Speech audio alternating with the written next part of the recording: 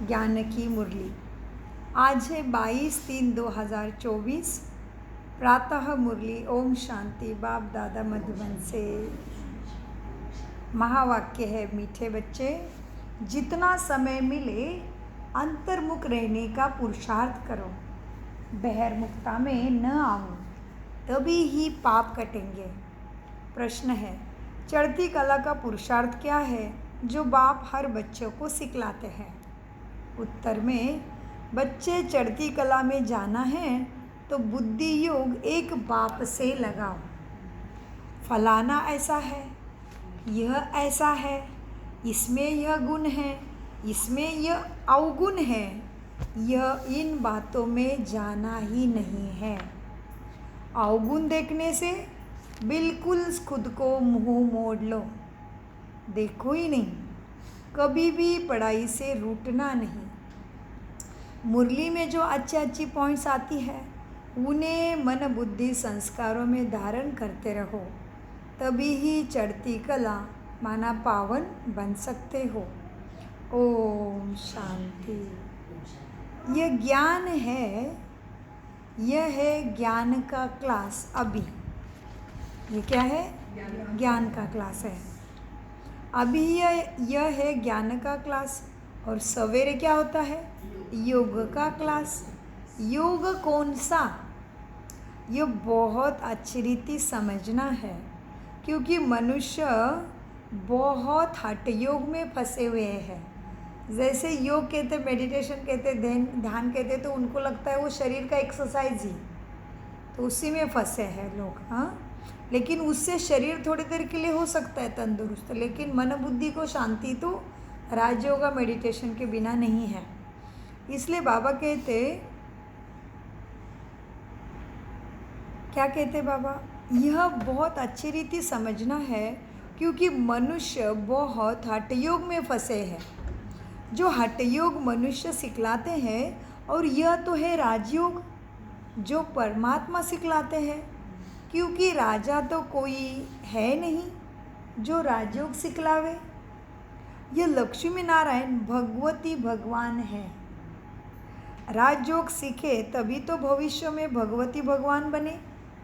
यह है ही पुरुषोत्तम संगम युग की समझानी। पुरुषोत्तम, इसको कहा जाता है पुरुषोत्तम संगम युग। पुरानी और नई दुनिया का बीच का समय। पुराने मनुष्य और नए कौन है? देवता है। इस समय सभी मनुष्य पुराने हो गए हैं।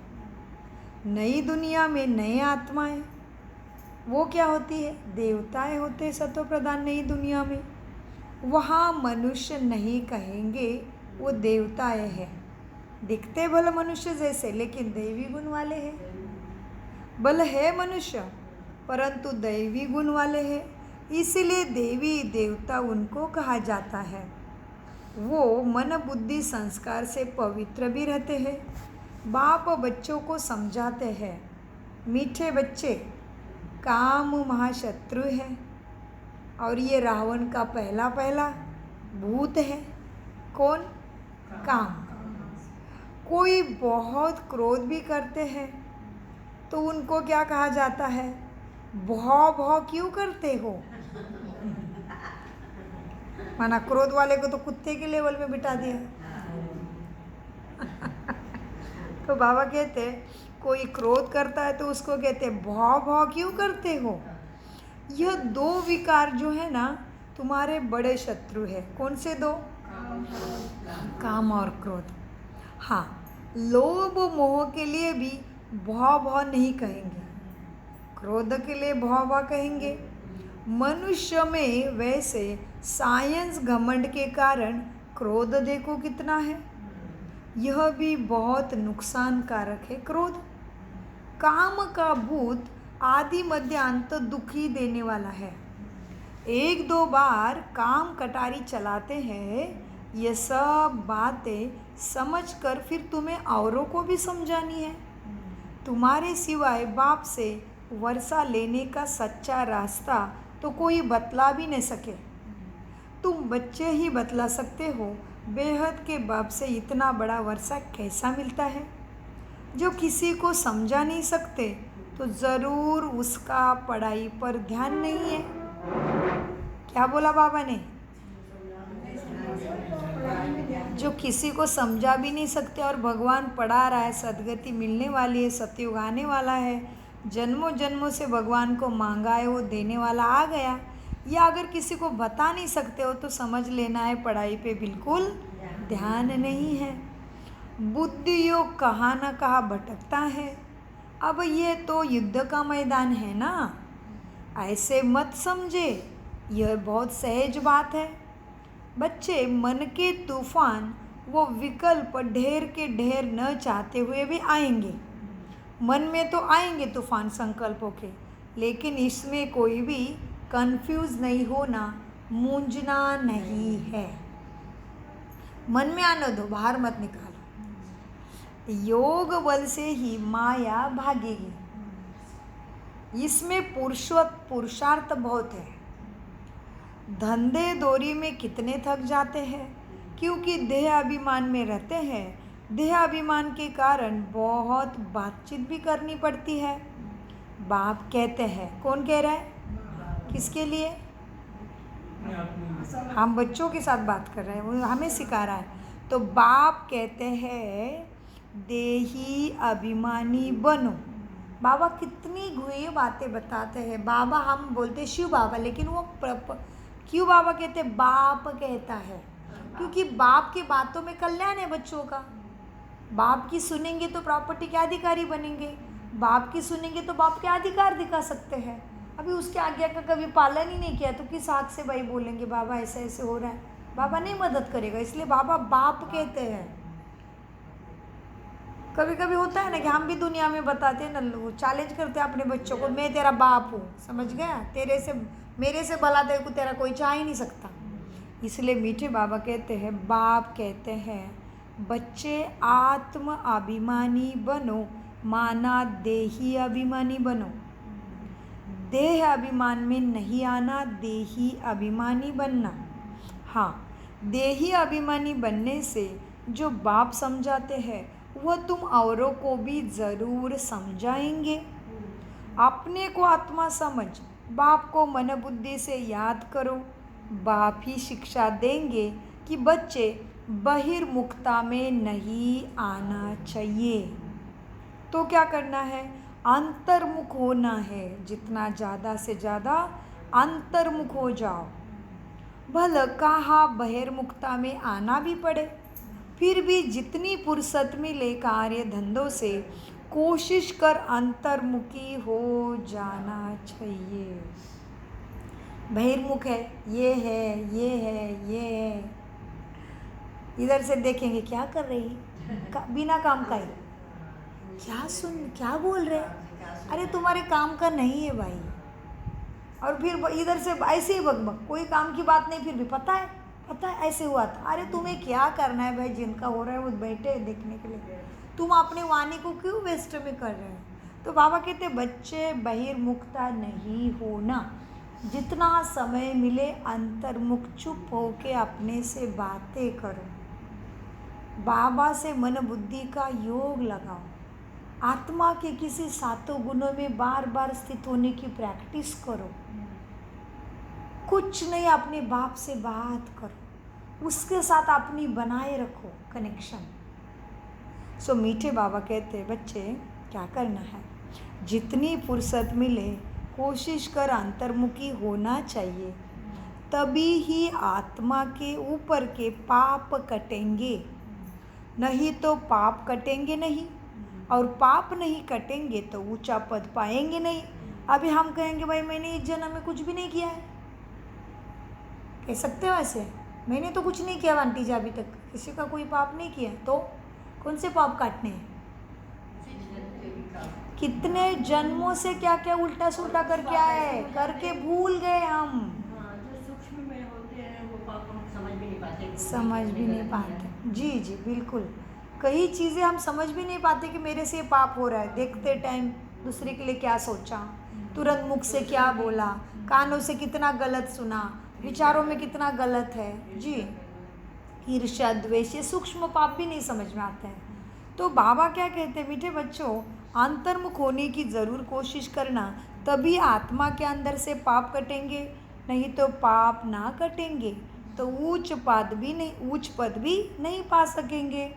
जन्म जन्मांतर के पाप आत्मा के सिर पर है। सबसे जास्ती पाप तुम ब्राह्मणों के हो गए, उनमें भी नंबरवार है। अभी हम ब्राह्मणों के पाप ज़्यादा क्यों हो गए भाई? क्योंकि 84 जन्म लिए। सबसे पहले खेलने आए तो कपड़े मैले हमारे होने। अभी हम सुबह से खेल रहे हैं, काम कर रहे हैं, तो शाम तक तो कपड़े गंदे हो जाएंगे। और अभी कोई आया 1 घंटे से पहले खेलने लगा है तो उसके कपड़े ज़्यादा गंदे नहीं होंगे। तो हम सतो प्रदान देवी देवता से बैठे इधर सतयुग से खेल रहे हैं, तो ज़्यादा खेलने वाला थक जाएगा। इसलिए बाबा कहते तुम ब्राह्मणों के ऊपर ही ज़्यादा पाप है, क्योंकि तुम ही सबसे पहले सतो प्रधान भी बनते हो और तुम ही द्वापर युग से फिर तमो प्रधान बन के भक्ति कांड शुरू करते हो।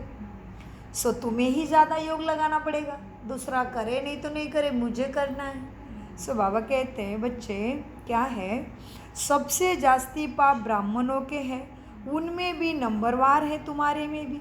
जो बहुत ऊंचे बनते हैं वही कलयुग में बिल्कुल नीचे भी बनते हैं। जो प्रिंस बनते हैं उनको क्या करना है, उनको 2 शब्द मिक्स कर दिया है। हाँ, ये तो प्रिंस था सतयुग का पहला राजकुमार, लक्ष्मी नारायण भी यही थे, विश्व के राजा महाराजा थे। तो बाबा कहते जो पहले, बाबा की याद में रहो, जो पहले प्रिंस बनते हैं उनमें बाप आते हैं। जो पहले प्रिंस बनते उनमें बाप आते हैं। बाबा कहते जो पहले प्रिंस बनता है सतयुग का उनमें आएंगे। जो पहले पावन बनते हैं वही फिर पतित भी बनते हैं। बाप कहते हैं मैं भी आता ही हूँ इनके बहुत जन्मों के अंत में। सो भी जब वानप्रस्थावस्था है, अब वानप्रस्थावस्था माना बुढ़े की बात नहीं है, वानप्रस्थावस्था माना इतना अनुभवी है, समाज, संसार, व्यापार, धंधा, दोरी, बाल बच्चे, पढ़ाई, सबका इसके पास अनुभव है। तो इसीलिए भक्ति, पाठ, पुराण, ध्यान सबका अनुभव है। गुरु सब कुछ ब्रह्मा बाबा के पास है। तो बाबा कहते जो पहले पावन बनते हैं वही फिर पहले पतित भी बनते हैं। बाप कहते हैं मीठे बच्चे मैं आता ही हूँ इनके बहुत जन्मों के अंत में, सो भी वानप्रस्थावस्था में। इस समय छोटे बड़े सभी आत्माओं की वानप्रस्थावस्था है। बाप के लिए गायन भी है। क्या गायन किया बच्चों बाप का? सर्व की सतगति करने वाले, वह तो है ही पुरुषोत्तम संगम युग पर आता है, उसका गायन भी है, सर्व की सदगति करने वाले बाप। यह पुरुषोत्तम संगम युग भी तुम्हें याद रखना चाहिए। जैसे मनुष्य को कलयुग याद है, संगम युग सिर्फ तुम ब्राह्मणों को याद है। आत्मा परमात्मा का संगम हुआ है, कलयुग का खत्मा होना है, सुख की दुनिया आनी है, तो संगम युग तुमको याद है। फिर तुम्हारे भी नंबरवार ब्राह्मण है जो एक जैसा नहीं समझ रहे हैं। बहुतों को तो अपना गोरख धंधा ही बुद्धि में याद रहता है। बाहर से मुख हटा हुआ होगा तभी सत्य ज्ञान की धारणा मन बुद्धि संस्कारों में हो जाएगी। एक कहावत है ना, अंत काले जो स्त्री सिमरे वलवल मरे। जो गीत व श्लोक अच्छे अच्छे हैं ना, जिनका हमारे इस ज्ञान के कनेक्शन है, जो गीत अच्छे अच्छे हैं भक्ति के और जिस श्लोक्स का हमारे ज्ञान से कनेक्शन है, वो बच्चों को अपने साथ रखने चाहिए। जैसे छीछी दुनिया में जाना ही होगा, दूसरा नयनहीन को राह दिखाओ भी गाया है, तो उनको समझाओ कौन नयनहीन है। तुम्हारे पास तो 2 आंखें हैं, गाते हैं ना, क्या गाते हैं? नयनहीन को राह दिखाओ प्रभु, अब ऐसे ऐसे गीत अपने पास रखने चाहिए तुम बच्चों को, सबको समझाने के लिए। उनको पूछो जाके भक्तों को, कैसे तुम नयनहीन हो गए? तो ज्ञान का तीसरा नेत्र नहीं, इसलिए कहते नयनहीनों को राह दिखाओ प्रभु। बाबा कहते बनाए तो मनुष्य ने है ये गीत, जिनको इस संगम का पता ही नहीं है, लेकिन गीत तो गा रहे हैं प्रभु राह दिखाओ। तो प्रभु कब आता है वो भी तुम्हें सबको समझाना पड़े। इस समय सभी मनुष्य आत्माओं का ज्ञान का नयनहीन हुआ है, सत्य ज्ञान से नयनहीन है। इस समय सब ज्ञान नयनहीन माना अंधे है। जब परमात्मा आए तब ही आकर सदगति का राह दिखाए। हाँ, फिर अकेले तो नहीं दिखाएंगे, क्योंकि उसको तो शरीर लेके राज्य भी नहीं करना है। तो जिसको राज्य करना है, जीवन में जीना है, उसको ही पुरुषार्थ करना पड़ेगा। वो तो ज्ञान दे के चला जाएगा, वो तो शरीर लेता ही नहीं, तो उसको क्या पड़ी है। तो बाबा कहते मैं अकेला तो कुछ नहीं करूँगा आके। अब जिनको राजा महाराजा बनना है, नर से नारायण बनना है, उनको ही तो पुरुषार्थ करना पड़ेगा। मैं तो बता के निकला, मैं तो इधर आता ही नहीं जीवन मरण के चक्कर में फंसने के लिए। तो बाबा कहते मीठे बच्चों, मैं अकेला तो नहीं दिखाऊंगा राह सबको, राह तो तुम्हें ही दिखाना है, क्योंकि तुम्हें ही राजा महाराजा नौकर चाकर प्रजा तुम्हारे राज्य महल में चाहिए। अकेला तो राज्य क्या करेगा, राजा सब चाहिए, प्रजा शोभा तो चाहिए ना। तो बाबा कहते अकेले तो नहीं दिखाएंगे राह, यह उनकी शिव शक्ति सेना तुम हो। यह शक्ति सेना करती क्या है? शिव शक्ति सेना करती क्या है? सारे ब्राह्मण जो कल इतने देख रहे थे भीड़ आपको 30,000 की, ये तो कुछ भी नहीं है। ऐसा तो 140 देशों से 10 मिलन होते हैं बाबा के, ठीक है, एक साल में 10 मिलन, 10 मिलन में 30,000 आते हैं। तो और कितने होंगे जो उन्हें आ नहीं सकते, देखो। और कितने हमारे जैसे होते हैं कि हर साल मिलन में जाएंगे, ज़रूरी नहीं लेकिन है पक्के। तो ऐसे बाबा के बच्चे जो सदगति को प्राप्त कर रहे हैं। सो मीठे बाबा कहते देखो क्या करना है, जब परमात्मा आए तब आकर सबको राह दिखाएंगे। हाँ, अकेले तो नहीं दिखाएंगे। यह है तुम उनकी शिव शक्ति सेना।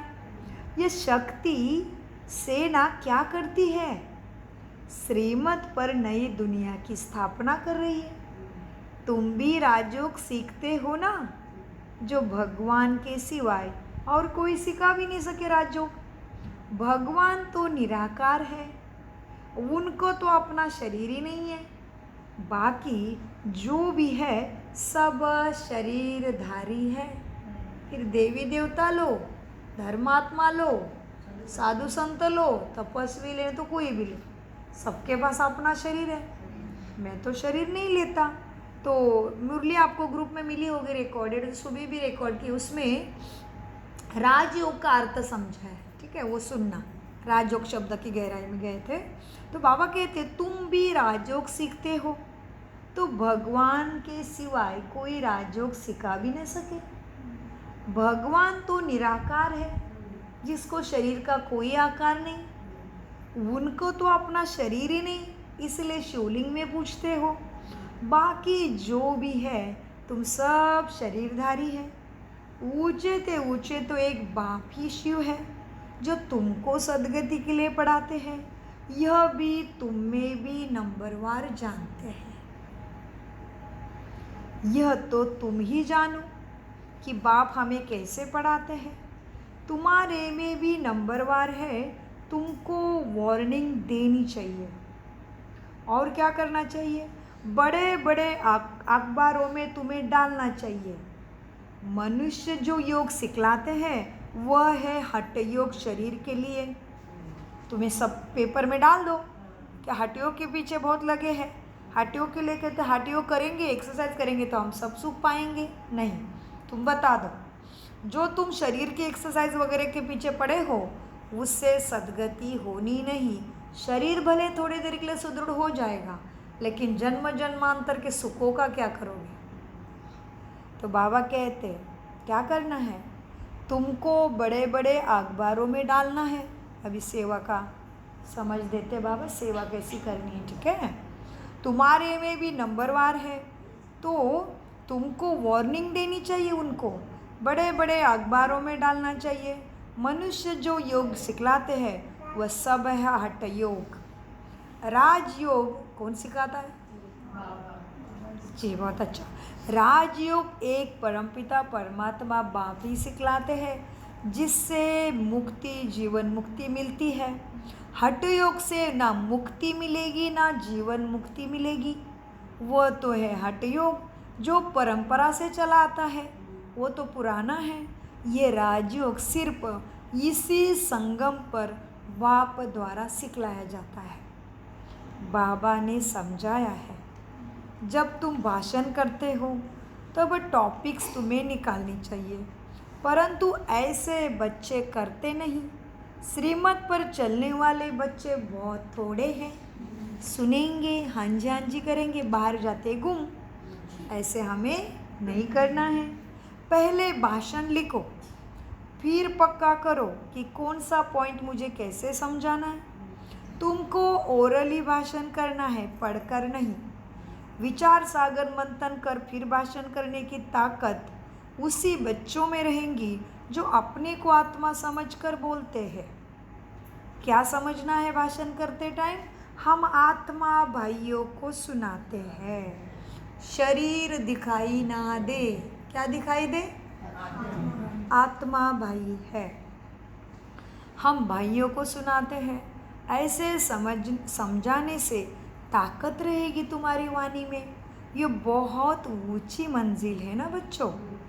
पान का बीड़ा उठाना मासी का घर नहीं है। तुमने पान का बीड़ा उठाया ब्राह्मण बन के कि हम इस धरा को सत्य प्रधान बना के सतयुग धरा पे लाएंगे। तुम जितना तुम रुस्तम बनेंगे, फिर माया मासी भी बैठी है परीक्षा लेने के लिए। माया मासी कुछ नहीं है, बस हमारे अंदर की कमज़ोरी है। हमने बार बार जो काम क्रोध ईर्ष्या द्वेष का सहारा लिया है, अहंकार लोभ मोह का, उसका ही अंश आके हमें थोड़ा सा गिराने की कोशिश करेगा। अटेंशन के सामने सब कुछ हमारे नौकर बनेंगे। ईर्ष्या नहीं चाहिए। लक्ष्मी आंटी अमृत वेला में उठी, मैं क्यों ना उठूँ? इसमें ईर्ष्या करनी है। लक्ष्मी आंटी पूरा का पूरा प्रश्न उत्तर अच्छे से याद करके आती है। मेरा तो माँ वाक्य ऐसे ही याद करूँगी, कभी ही नहीं भूलूँगी। इसमें ईर्ष्या आने दो, इसमें लोभ करो, इसमें अहंकार रखो। मुझे मुरली के 10-15 पॉइंट दिन भर याद रहते हैं, इसमें अहंकार आने दो। मेरा बाप मुझे सिखा रहा है, मैं पढ़ के नंबर 1 पद पाऊंगी, इसमें लोभ भले रखो। तो माया हमारा दासी बनेगी, हम आज्ञाकारी बनेंगे। तो सो मीठे बाबा कहते हैं, बच्चे क्या करना है? कहाँ पे थे? सो बाबा कहते हैं, बच्चे क्या करना है तुम्हें? अभी आत्मा समझ के सुनाना है तो उनको तीर लगेगा। जितना तुम रुस्तम बनेंगे ना, उतना मायावार होगा। अंगद व महावीर भी रुस्तम था ना, तब कहा रावण भी हमको हिलाकर दिखाए। वो यह तो स्थूल बातें हैं ना। शास्त्रों में ये दंत कथाएं है। क्या है शास्त्रों में? दंत कथाएं। दंत कथाएं क्यों कहा? जिसके मुख में दांत है उसने ये प्रसंग लिख के रखे हैं। दंत कथा है। परमात्मा कथा तो ये मुरली है। सो बाबा कहते क्या है? अंगद व महावीर भी रुस्तम था, तब कहा रावण भी हमको हिलाकर दिखावे। उसने भी ललकार लिया था उनको। तो तुम भी कहते हो रावण को, अभी मुझे काम और क्रोध के अंश देखती हूँ मैं कैसे क्रोध आता है। दिन भर खुद के ऊपर अटेंशन रखो, मैं शांत स्वरूप आत्मा हूँ। दूसरे उल्टा सुल्टा व्यवहार करेंगे, तुम चुप करो, कोई बात नहीं। तुम समझ लो बाबा परीक्षा ले रहा है मेरी को। सामने आएंगे, अपने ही कुछ गलत करके बैठेंगे। मुझे क्रोध में जाना ही नहीं। एक बार मैंने ठान लिया तो फिर दृढ़ता के सामने बाबा कहते हैं, दृढ़ता जहाँ है वो कोई तुम्हें गिरा नहीं सकता।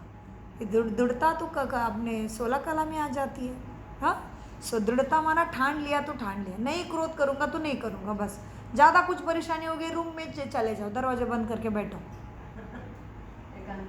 मुख से निकालना ही नहीं बाहर। तो ज़्यादा ही दुख रह जाओ अंदर, चुपचाप बाथरूम में चले जाओ, जहाँ भी चले जाओ, उस माहौल से निकल जाओ। क्रोध करना ही नहीं।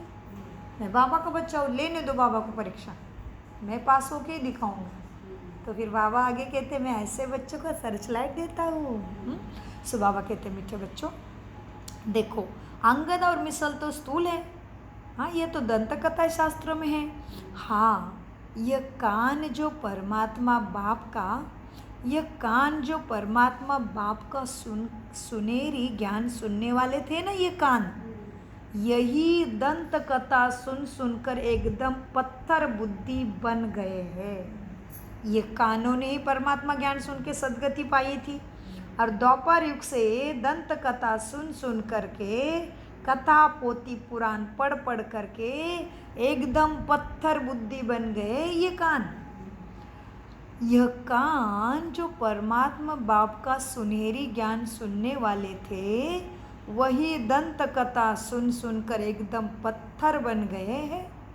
भक्ति मार्ग में कितना माता घिसाया, कितना पैसा गवाया भगवान प्राप्ति के लिए, क्या मिला? सीढ़ी नीचे ही उतरते आए। 84 जन्मों की कहानी भी समझाई है ना। जो भी भक्ति की है नीचे ही उतरते आए हो, और भी दुख पा रहे हो अभी। अब बाप ऊपर चढ़ने का हिसाब सिखलाते हैं। अब बाप ज्ञान मार्ग में राजयोग सिखलाते हैं सीढ़ी ऊपर चढ़ने के लिए। अब बाप ऊपर चढ़ना सिखलाते हैं। अब तुम्हारी है चढ़ती कला। अगर बुद्धि योग बाप के साथ नहीं लगाएंगे तो ज़रूर नीचे ही गिरेंगे। बाप को याद करते हो तो ऊपर चढ़ते हो, इसमें मन बुद्धि की मेहनत है। मेहनत तो करनी है, परंतु बच्चे गफलत करते हैं, देह अभिमान में पुराने संस्कारों में आ जाते हैं। धंधे में बाप को और नॉलेज को बच्चे भूल जाते हैं। माया बच्चों को तूफान में लाती है, और क्या सोचते, फलाना ऐसा है, यह करता है, ये ब्राह्मणी ऐसी है, ये सुजाता ऐसी लेट आती, नहीं सोचते हो ना। तो बाबा तूफान कैसे लाते, प्रश्न बाबा बताते हैं। माया के तूफान का रंग रूप थोड़ा बाबा बताते हैं कि माया तूफान में लाती है। क्या सोचते बच्चे, ये फलाना ऐसा है, यह करता है, वो करता है, हाँ ये ब्राह्मणी ऐसी है, इसमें ये अवगुण है, ये माया लाती है बच्चों को, इसमें लेके आती है माया। जी अवगुण देखने लग जाते हैं। हाँ कोई ना कोई अवगुण देख फिर गुणग्राही करना था, अवगुणग्राही बन जाते हैं। सब में गुण देखने थे, सब में कुछ ना कुछ गुण है ना, लेकिन हम तो अवगुण पहले देखते और वही हुआ है सबका। हम 4 चीज़ें अच्छी करेंगे वो भूल जाएंगे, थोड़ी सी गलती वही माथे पे रख देंगे। सो 10 अच्छा किराया तुरंत गायब हो जाता है एक खराब में। ऐसा ही ये रिवाज है। तो बाबा कहते बच्चे तुम्हें माया के वश नहीं होना है, ये ऐसा है वो ऐसा है, इसके अवगुण नहीं देखना है। कोई का अवगुण ना देख, गुण ग्रहण करना है। अवगुण देखने से बिल्कुल खुद का मुंह मोड़ देना है, नहीं देखना है किसी के भी अवगुण। मुरली तो मिलती है ना, वह सुनते धारण करते रहो। बुद्धि से समझना है, ये बाबा की बातें बिल्कुल ठीक है। जो बात तुम्हें मुरली में ठीक भी नहीं लगी, भले छोड़ देना चाहिए। क्यों? क्योंकि बाबा को राजा से लेके प्रजा तक बनानी है। तो सभा में कोई ऐसा भी बच्चा बैठा है, उसके लिए वो पॉइंट मुरली का आया है। तुम्हें भले कोई पॉइंट अच्छा नहीं लगा तो उसमें फंस के मत पड़ो, छोड़ दो। तुम्हें कितनी चीज़ें अच्छी मिली उसको ले लो ना। शॉप में जाते हो, सेंट्रल में जाते हो, क्या सारी चीज़ें खरीद के लेके आते हो क्या? लेकिन जाते तो हो ना। वैसे बाबा कहते मुरली में आओ, कोई बात ब्राह्मणी की अच्छी नहीं लगी, कोई बात मुरली की अच्छी नहीं लगी, किसी का व्यवहार अच्छा नहीं लगा, छोड़ दो उधर। तुम ज्ञान रत्नों के लिए आए थे, किसी के लिए नहीं आए थे। सो कोई का अवगुण ना देख गुण ग्रहण करना है। अवगुण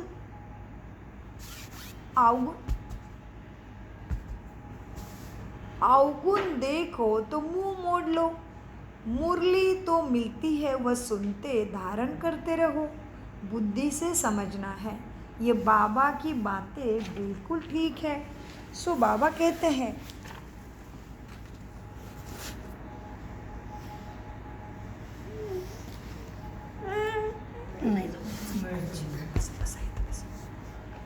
बस इतना आराम से बस। सो बुद्धि से समझना है, ये बाबा की बातें बिल्कुल ठीक है। जो बात ठीक ना लगे छोड़ देना चाहिए। पढ़ाई से कभी भी रूठना नहीं चाहिए। बाबा कहते हैं ब्राह्मणी से व पढ़ाई से रूठना गोया बाप से रूठना हो गया। ऐसे बच्चे बहुत हैं जो फिर ब्राह्मणी से रूठते सेंटर में आते।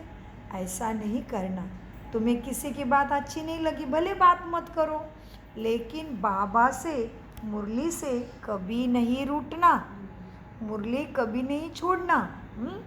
बाबा कहते जो मुरली में सुनाए उसमें जो अच्छी पॉइंट्स रहती है ना उसको धारण करना है। किसी से बात करने में मज़ा नहीं आता तो शांत करके मुरली सुनकर चले जाना। मुरली से रूठना नहीं चाहिए। हम नहीं आएंगे ऐसा भी कभी नहीं सोचना। हाँ चलो, नंबरवार तो बच्चे हैं ही, सभी एक जैसा नहीं समझेंगे, यह भी अच्छा है। जो सुबह को तुम याद में बैठते हो यह भी अच्छा है। बाबा तुम्हें सुबह सर्च लाइट देते हैं। बाबा अनुभव सुनाते हैं अपना। जब बैठते हैं तो जो अनन्य बच्चे हैं वो पहले बाबा को याद आते हैं। भला तुम विलायत में हो कलकत्ता में हो, जो पहले अनन्य को याद कर बाबा अनन्य बच्चों को सर्च लाइट की मदद देते हैं। बच्चे तो भले यहाँ भी बैठे हैं, परंतु बाबा याद उनको करते हैं जो सर्विस बहुत करते हैं। जो अच्छे बच्चे शरीर छोड़ के भी चले जाते हैं तो भी उनकी आत्मा को भी बाबा याद करते हैं, क्योंकि बहुत सर्विस करके गए हैं तो ज़रूर यहाँ ही नज़दीक कोई घर में आए होंगे, तो उनको भी बाबा याद कर सर्च लाइट देते हैं। देखा कितना प्रॉफिट है। तुम शरीर छोड़ोगे तो भी बाप नहीं भूल रहा है तुमको, क्योंकि सयाने गुणवान सच्चे सेवादारी बच्चे थे बाबा की। तो सबको वाणी की सेवा नहीं मिलेगी। कभी कभी शरीर से कर्मणा सेवा भी नहीं होगे तो क्या करोगे? कौन सी सेवा बची जो तीव्र गति से कर सकते हैं? मनसा सेवा करते रहो, विश्व को सकाश देते रहो। केवल दुनिया की भारत की न्यूज़ मत देखो, इधर उधर की बातम्याँ न्यूज़ देखने में अपना टाइम वेस्ट मत करो। मोदी हो नहीं तो कोई भी हो, सबको आत्मा देख के अपना सकाश देने का काम करो कि भाई इसकी भी बुद्धि की तार परमात्मा से जुड़ जाए, इसकी भी जीवन में सतगति हो जाए। इतना ही तुम्हें जो परमात्मा ने काम दिया है, इतनी भीड़ में से तुम्हें निकाल के चुन के रखा है, सारी व्यवस्था दी है, वो टाइम पे ज्ञान दे रहा है, उसको यूज़ करो। बाकी बुद्धि इधर उधर मत भटकाओ, क्योंकि जहाँ तुम बुद्धि लगाओगी उसकी एनर्जी तुम्हारे मन पे गुप्त में डाउनलोड होगी। तो हमें तो सबके झंझट से निकालना है कि फंसना है? सब में निकलना है ना। किसको नहीं चाहिए बताओ सदगति सद्बुद्धि? किसको नहीं चाहिए मुक्ति जीवन मुक्ति? सबको चाहिए ना। तो तुम दुनियाई बातों में ही बुद्धि लगाते रहोगे तो उसकी एनर्जी, उसकी गतिविधि क्या चल रही हो आत्मा की, सारी तुम्हारे आत्मा पे डाउनलोड हो रही गुप्त में। और फिर तुम कहते हो बाबा मेरी याद नहीं होती है, बाबा मुरली का पॉइंट याद नहीं रहता है, बाबा आपको याद करने बैठ जाती हूँ मन उधर उधर जाता है। अरे तुम बाबा की याद में रह के अपने मन को शुद्ध तो करो पहले।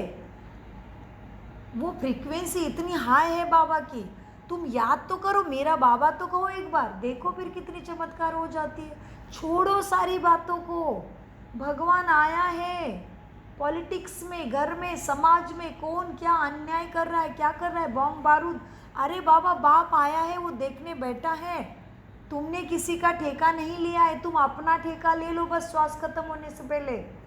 तुम्हारे ठेका लेने से तुम्हारे साथ तुम्हारे परिवार का, तुम्हारे कुल का, तुम्हारे सारे सातों जन्म के आत्माओं का कल्याण होने वाला है।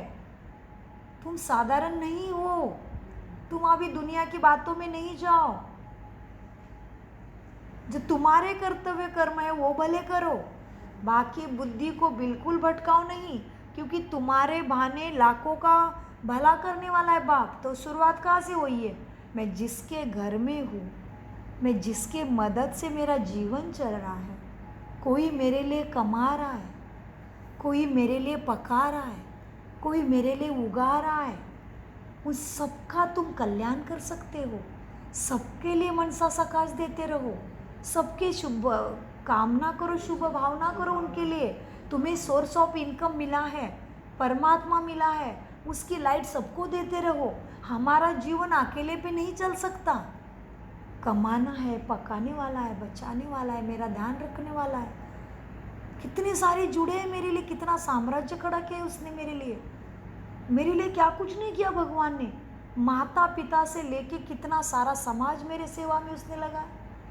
धान उगाने वाले से लेके धान पका के देने वाले तक सारी आत्माओं की श्रृंखला मेरे सेवा में लगी है। मेरा कर्तव्य उनका भला करने के लिए खुद सक्षम बनना। तुम जितने बाबा की याद में रहोगे, तुम्हारे साथ जुड़े हुए सबको वो स्पंदन ऑटोमेटिक जाने वाले हैं। घर में खुशबू लगाई अगरबत्ती और हर रूम में नहीं जाए, ऐसे होता है क्या? सबको खुशबू मिलती है ना घर में। तो तुम जिस घर के हो, उस घर के कुलदेवी को, इष्ट देवी अपने को मानो। उस घर के इष्ट देव हो, कुलदेव हो। तुम्हारी बुद्धि की तार महादेव से जुड़ी है। तुम जिस संकल्प में रहोगे, सारे घर के आत्माओं को मिल रहा है स्पंदने। इसलिए देखो, किसी किसी के घर में जाकर बड़ा अच्छा लगता है, क्योंकि उस घर में ऐसे विचार, ऐसे वृत्ति, ऐसे कृति हो रही है। और इसके विपरीत होता है, किसी किस घर में आपको 1 मिनट टिकने का मन नहीं करेगा, जाने का मन करेगा, क्योंकि उस घर के वाइब्रेशन ऐसे है। इसलिए कहते दीवारों को कान है।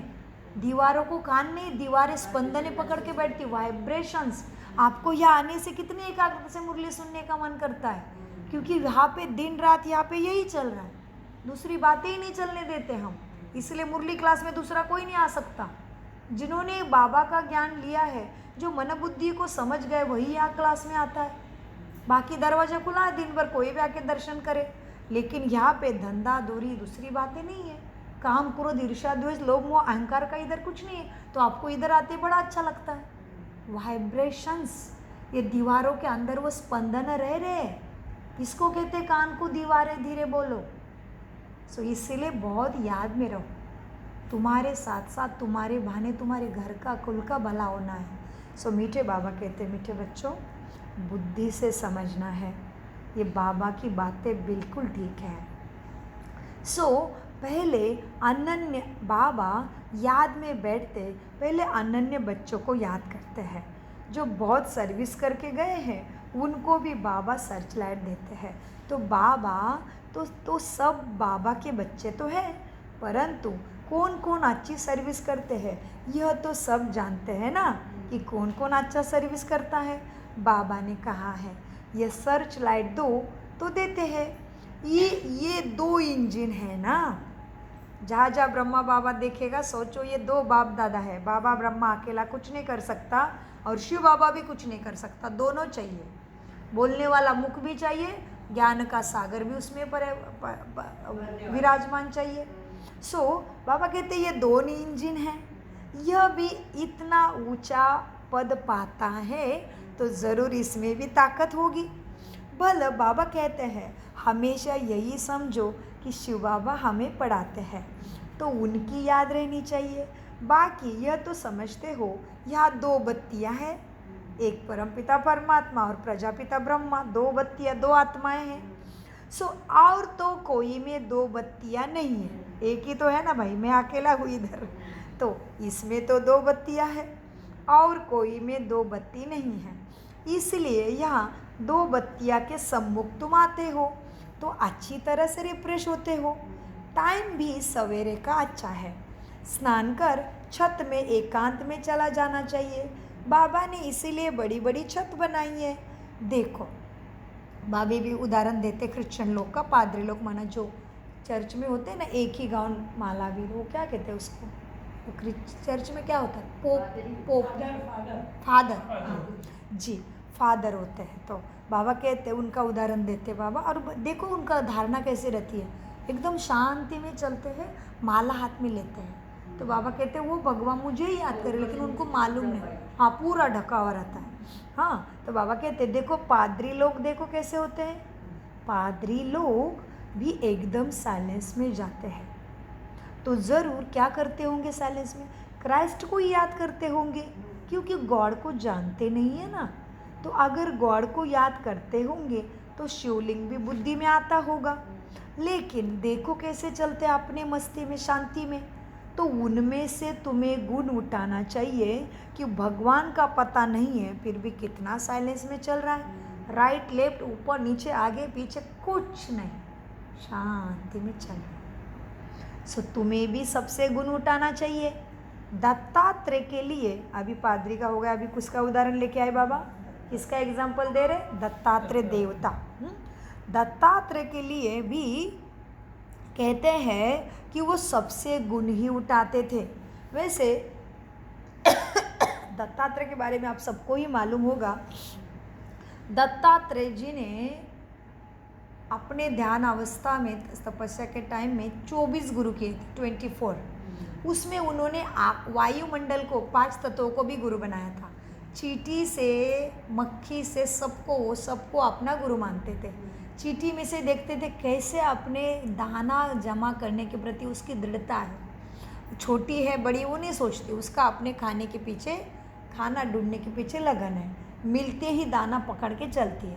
मक्खी भी जैसे, वो सारे प्राणी मात्रा से गुण उठाते थे, तत्वों से भी गुण उठाते, निरंतर सेवा, तत्व करते हैं ना, आकाश वायु धरती।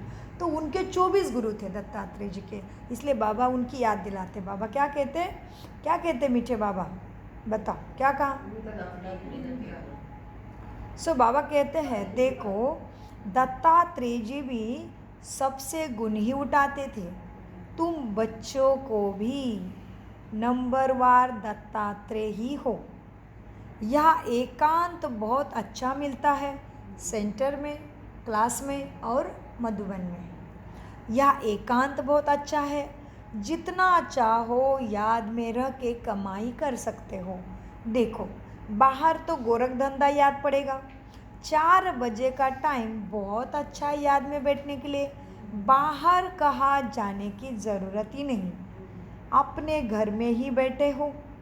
पहारा भी है, यज्ञ में पहारा भी रखना पड़ता है, यज्ञ के हर वस्तु की संभाल भी करनी पड़ती है, क्योंकि यज्ञ की एक एक चीज़ बहुत वैल्यूएबल ही है, इसलिए सेफ्टी फर्स्ट। हाँ, यहाँ कोई आएगा भी नहीं, वैसे समझते यहाँ जेवर आदि तो कुछ भी नहीं है, ये तो मंदिर भी नहीं इनका।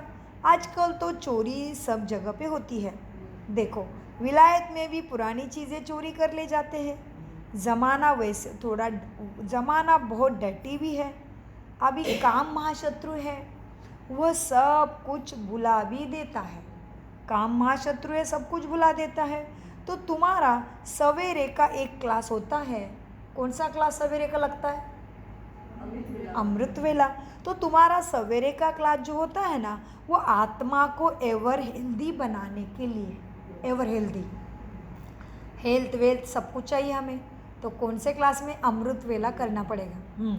तो तुम्हारे सवेरे का एक क्लास होता है एवर हेल्दी बनने का, और फिर यह है एवर वेल्दी बनने का क्लास, मुरली वेल्दी, ज्ञान से सजग, हाँ ज्ञान धन से आगे की प्राप्ति है। तो ये जो क्लास है एवर वेल्दी, संपत्ति, ज्ञान की संपत्ति जमा करना है, एवर वेल्दी बनने का। बाप को याद भी करना है, तो विचार सागर मंथन भी बच्चों को करना है। बाप को याद करेंगे तो बाप के वर्षा भी याद आएगा। यह युक्ति बहुत सहज है। बाप को क्यों याद करना है, क्योंकि बाप मुझे सतयुग की राजा ही दे रहा है, बाप मुझे नर से नारायण बना रहा है, तो बाप को याद करोगे तो वर्षा भी याद आएगा। यह बहुत सहज युक्ति है बाप को याद करने की। जैसे बाप बीज रूप है ना, झाड़ के आदि मध्य अंत को तुम जानते हो। कौन सा झाड़, मनुष्य सृष्टि का झाड़। सो झाड़ के आदि मध्य अंत को तुम जानते हो। तुम्हारे में भी धंधा यह है, तुम्हारा धंधा भी यह है, जानना और सबको इसकी जानकारी देना। अभी देखो, बीज को याद करने से तुम स्वच्छ सुंदर पावन पवित्र बनेंगे। हाँ, चक्र भी 2 सवत मिक्स कर दिया है। रावण आया तो विक्रम शुरू हुआ। डेट बदल गई। वह चलता है 2500 साल का रावण का राज्य भी, और तुम्हारा भी 2500 साल का। फिर 2500 साल रावण का राज्य, फिर चलता है 2500 साल तुम्हारा राज्य। 5000 पूरे हो जाते हैं। हिंदुओं को तो अपने धर्म का भी पता नहीं। यह एक ही धर्म ऐसा है जो असली अपने धर्म को भूल अधर्मी बन गया है। धर्म स्थापक को भी भूल गए हैं हिंदू। तुम समझा सकते हो आर्य समाज कब शुरू हुआ? अभी आर्य शब्द का अर्थ भी नहीं समझते। आर्य माना सतो प्रधान सुधरी हुई आत्मा। आर्य माना देवी देवता, और हिंदू धर्म वाले अपने धर्म को भूल गए। बाबा कहते हैं इनको तुम्हें समझाना है कि असली धर्म क्या है। अभी तो नाम मात्र है। आर्य माना बिल्कुल सतोप्रधान आत्मा, सुधरे हुए माना बिल्कुल काम क्रोध ईर्ष्या द्वेष देहभान का लवलेश नहीं। सो बाबा इसलिए हिंदू धर्म का धर्म स्थापक नहीं है, तो कहते हैं आर्य हमारे पूर्वज हैं। तो इसलिए बाबा आज गहराई में लेके जाते हैं। बाबा कहते हैं हिंदुओं को तो अपने धर्म का पता ही नहीं। यह एक ही धर्म है जो असली अपने धर्म को भूल अधर्मी बने हैं। धर्म संस्थापक को ही भूले हैं। अब तुम समझा सकते हो आर्य समाज कब शुरू हुआ। उसके बाद आर्य का अर्थ समझाते बाबा। अब तुम समझा सकते हो आर्य समाज कब शुरू हुआ। आर्य माना सुधरे हुए सतयुगी देवी देवता। आर्य माना सुधरे हुए, सतयुग में थे आर्य, अभी क्या हो गए अनार्य। अभी है माना सभी तमो प्रधान आत्मा के स्वधर्म को भूल गए हैं, माना अनार्य है। आर्य सुधरे हुए सतयुग में थे, अनार्य अभी है। अब बाप आकर तुमको सुधारते हैं ना। तुम्हारे बुद्धि में सारा चक्र है, कैसे हम सतो प्रधान से तमो प्रधान बने। जो अच्छी पुरुषार्थी है ना वह खुद भी जानते हैं और औरों को भी पुरुषार्थ कराते हैं। बाप है गरीब निवास। गरीब निवास शब्द का अर्थ भी समझना है। बाप कैसा है? गरीब निवास।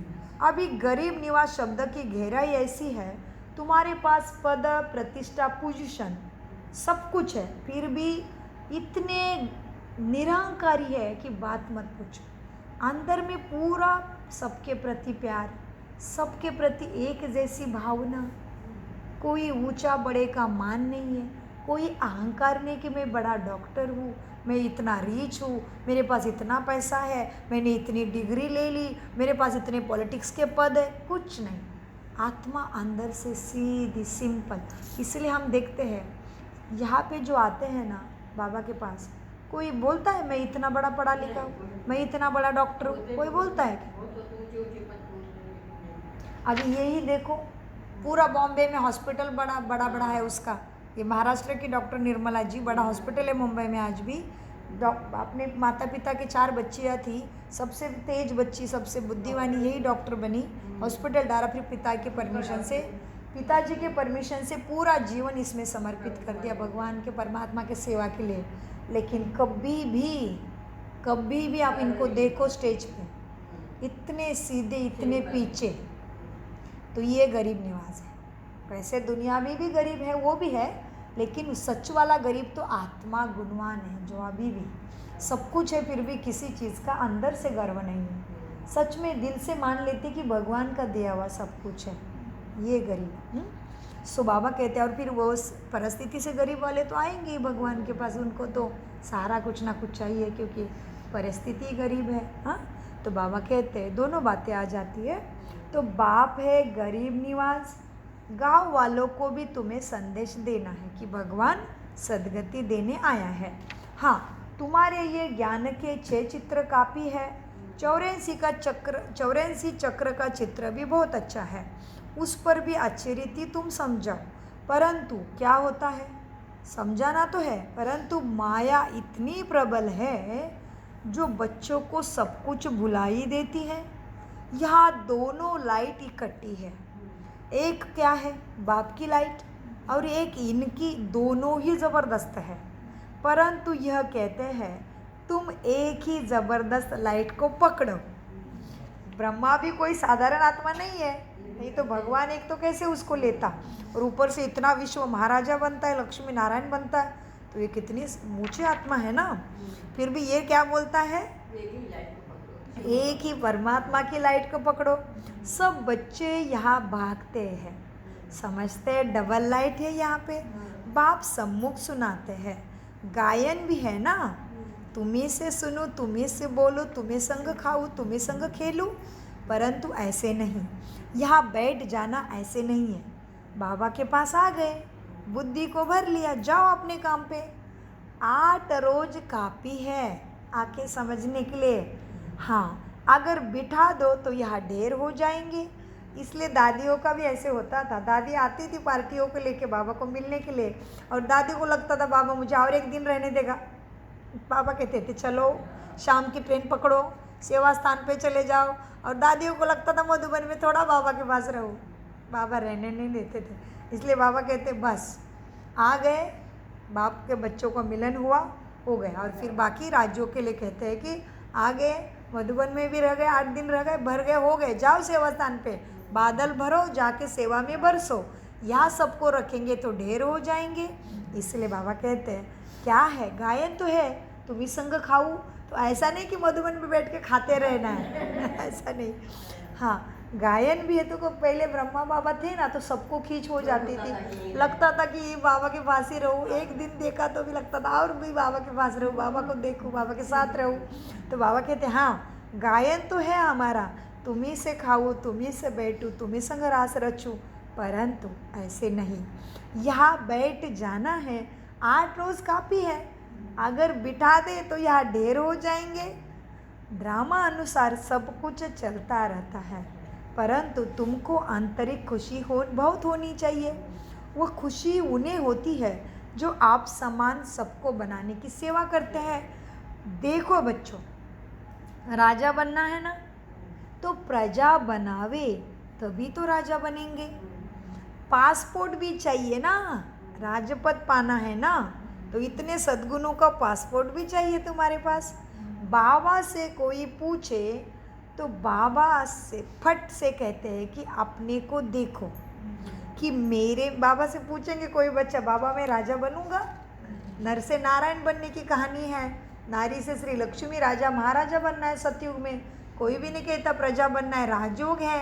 हाँ, तो बाबा कहते हैं बाबा से पूछे कोई तो बाबा फट से कहते हैं आपने को देखो कि मेरे में क्या क्या अवगुण है। अभी स्तुति निंदा सब सहन करना पड़ता है। तुम गाते हो, स्तुति निंदा एकदम समबुद्धि है, लेकिन ऐसे रियल में हो गए हो क्या? निंदा स्तुति सेम रहते हो? तो अपने से पूछो। बाबा को पूछते बाबा हम क्या पद पाएंगे? तो बाबा कहते आप देखो ना अपने में क्या क्या अवगुण अभी रह गए हैं। स्तुति निंदा सब सहन करना पड़ता है। हाँ, जो यज्ञ से मिले उसमें ही खुश रहना है। यज्ञ के भोजन से बच्चों को बहुत लव होना चाहिए, माना टोली प्रसाद, इससे बहुत रिस्पेक्ट रहना चाहिए, वेस्ट नहीं करना है। हाँ, सो यज्ञ के भोजन से बहुत लव रहना चाहिए। वैसे भी अनाज को वेस्ट नहीं करना है, क्योंकि अनाज का श्लोक ही है ना, यज्ञ शिष्टासिना संतु। हाँ, और अन्नपूर्ण ब्रह्म उदर भरण नोहे जानीजे यज्ञ कर्म। सो अनाज का अनादर नहीं करना है। यज्ञ के भोजन से बहुत लव चाहिए। सन्यासी देखो, बाबा ने कितना अच्छा उदाहरण दिया। देखो सन्यासी देखो थाली धोकर पीते हैं, और आजकल कितना अनाज का अनादर होता है, कितना वेस्ट करते, नहीं करना है। हाँ, सन्यासी थाली धोकर पीते हैं क्योंकि उनको भोजन का महत्व समझ आया है। समय ऐसा आने वाला है बच्चे जो अनाज भी नहीं मिलेगा, जो सब कुछ सहन करना पड़ता है, तब ये परीक्षा में पास हो जाएंगे। अच्छा, मीठे मीठे सिकिलदे बच्चों प्रति माता पिता बाप दादा का याद प्यारा और गुड मॉर्निंग। रूहानी बाप की रूहानी बच्चों को नमस्ते।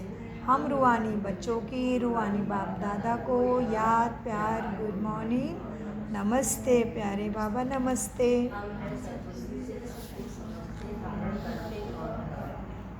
धारणा के लिए मुख्य सार है, किसी में भी कोई अवगुण दिखाई दे तो देखना नहीं है, अपना मुंह मोड़ लेना है, पढ़ाई से कभी भी रूठना नहीं। दत्तात्रेय मिसल सबसे गुण उठाने हैं। नंबर 2, बाहर से बुद्धि निकाल अंतर्मुखी रहने का अभ्यास करना है। धंधा दौरी में रहते देह अभिमानी रहना है, बहुत बातचीत में नहीं आना है। वरदान, ईश्वरीय सेवा के बंधन द्वारा समीप संबंध में आने वाले रॉयल फैमिली के अधिकारी भव। कैसे बनेंगे रॉयल फैमिली? वरदान का विश्लेषण, ईश्वरीय सेवा का बंधन नज़दीक संबंध में लाने वाला है। जितना जो सेवा करता है उतना सेवा का फल समीप संबंध में जन्म लेते हैं। यहाँ के सेवादारी वहाँ के रॉयल फैमिली के अधिकारी बनेंगे। जितना यह हार्ड सेवा करेंगे, हार्डवर्क सेवा में माना जहाँ भी हो, घर में भी कोई भी आत्मा है तो अभी सोचो नहीं कि ये तो मेरी बहू है, नहीं, आत्मा भाई है, अंदर में बोलने के लिए नहीं है। बोलेंगे इसको क्या होगा उधर जाके, नहीं, बाप का नाम भी बदनाम नहीं करना है, राज्यों की पढ़ाई बदनाम नहीं करनी, लेकिन अंदर में अभ्यास है। जो भी है, बच्चा भी आपका, तो भी बच्चों ने मेरी बात ही मानना चाहिए, अब मैं तो पिता हूँ, नहीं, आत्मा भाई है, वो मेरा आत्मा भाई है, अंदर की बात है। मनसा में सोचो कि ये रिश्ते में तो बेचारा मेरा बेटा बना है, लेकिन सच में क्या है, वो आत्मा भाई है। शरीर में आने से पहले आत्मा भाई था, शरीर के बाद भी आत्मा भाई ही रहने वाला है। तो जो सत्य रिश्ता है उसके से दृष्टिकोण से देखें ना, क्योंकि हमें ज्ञान मिला है, ज्ञान की तीसरी ज्योति जगती तभी तो सदगति होनी है। इसलिए मीठे बाबा क्या कहते हैं, बच्चे यहाँ के सेवादारी वह सतयुग में रॉयल फैमिली के नंबर 1 अधिकारी बनेंगे। जितना यह सेवा का हार्डवर्क करते हो उतना वह आराम के सिंहासन पर राजा बनकर बैठेंगे। और यहाँ जो आराम करते हैं वहाँ नौकर चाकर जाकर काम करेंगे। एक एक सेकंड का, एक एक काम का हिसाब किताब बाप के पास हर आत्मा का है। ओम शांति शांति शांति। मीठे प्यारे बाप दादा का